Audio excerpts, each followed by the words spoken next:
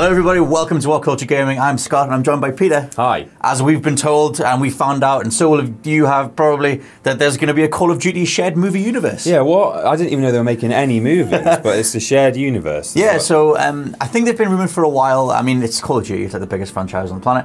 And Activision for a while talked about the idea of, bringing that to the silver screen. Right. And now we're not just getting one or two movies, we're going to get a whole bunch of them that are apparently going to intertwine, even though it's a shared universe in the way of how the new Mummy thing is like a shared universe. The monster universe. It's got like the Wolfman and the Black Lagoon. Yeah, and stuff in it. And it's that whole thing of like, well, if we make a whole bunch of movies and then they can have overlapping characters. Yeah. Hasn't got the same kind of progression as Marvel, but whatever.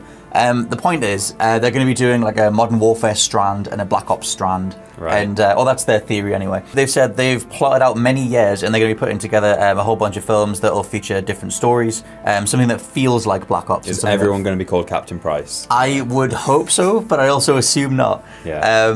And so they've said that they're going to do a variety of movies. I mean, yeah, my assumption is that that's then going to be these different strands. Right.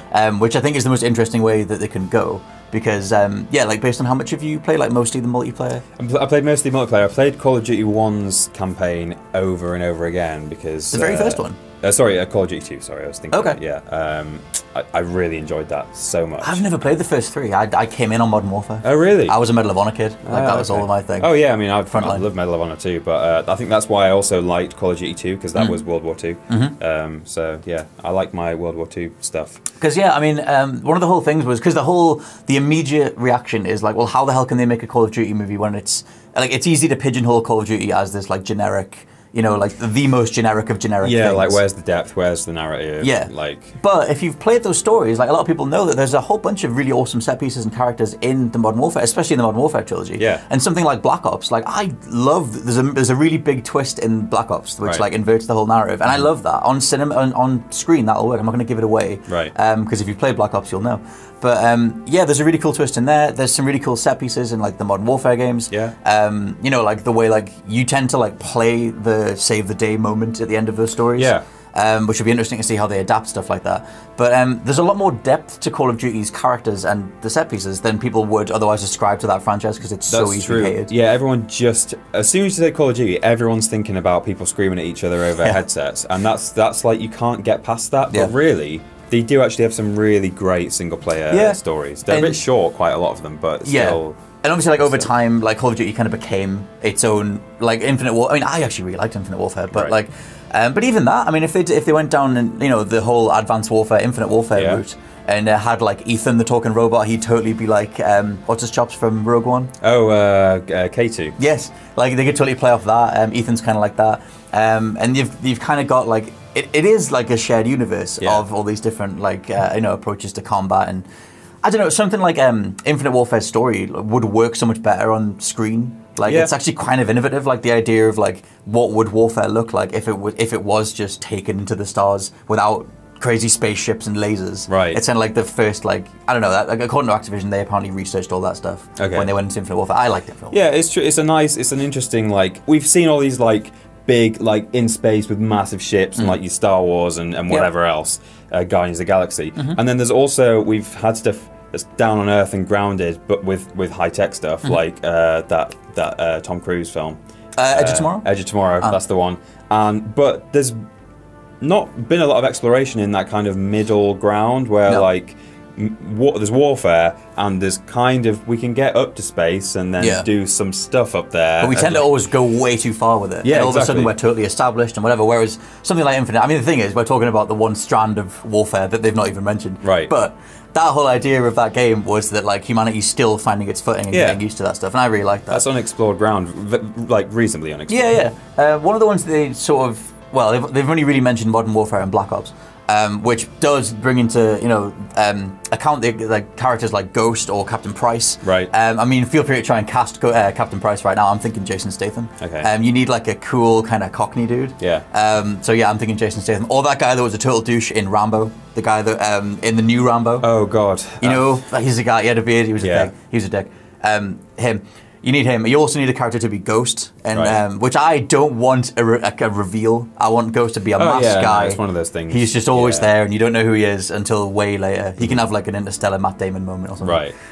So that's really cool. The one thing that they haven't mentioned, which they have to do, is Call of Duty Zombies. I was going to say. Because otherwise, what the hell are they doing? Like a horror film. Yeah. Just in this shared universe where there's... And you sign all the actors on for multiple movies, or you get people to love those characters, and then you just throw them into the zombie thing. It would be a weird thing. I'm not saying I don't want it, but like generally franchises with shared universes, they try and like thematically and even like within a genre keep things fairly consistent. But to build a shared universe where most of the movies would be people like on battlefields, it'd be fairly gritty and like and serious, and then suddenly like there'd be this one movie in the middle of all this where it's like, oh, by the way, the dead have risen. Like, it'd be a bit weird, but at the same time I want it as well. Yeah, I mean, it was weird back when they first did it in like World at War, Yeah, but true. people kind of just went with it. I don't know how you would introduce that notion unless you did like a post-credits thing or something where they were just sort of like, I don't know how you would do it, but I mean, maybe have to be some kind of bio-weapon themselves, like the zombies would have to be, because that kind of ties it into maybe less of a supernatural thing. I mean, in Advanced Warfare, they give them jetpacks,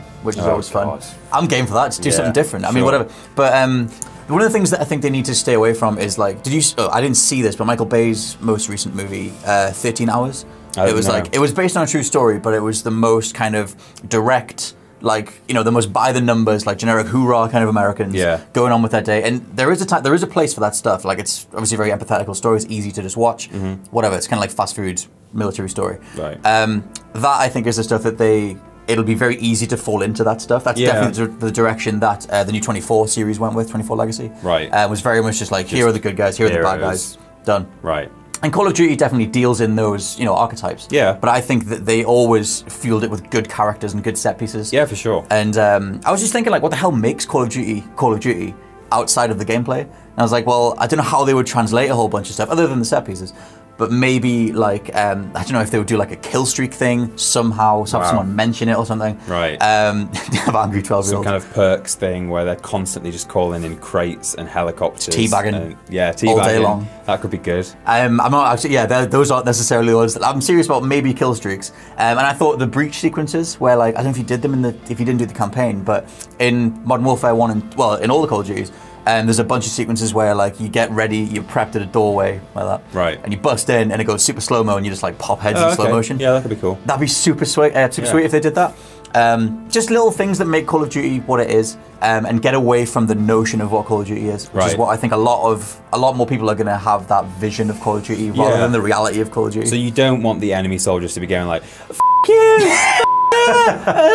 Like that. That would be. I mean, actually, yeah, I would distracting. Want that. I would love that. Okay, that would be great. 1v1 me, bitch. Yeah. Cash me outside. I've heard that's a phrase the kids say. Cash me outside. Isn't that a thing? I don't know. I don't know. Well, tell us in the comments below if you say cash me outside. I saw that as a meme, and I don't know.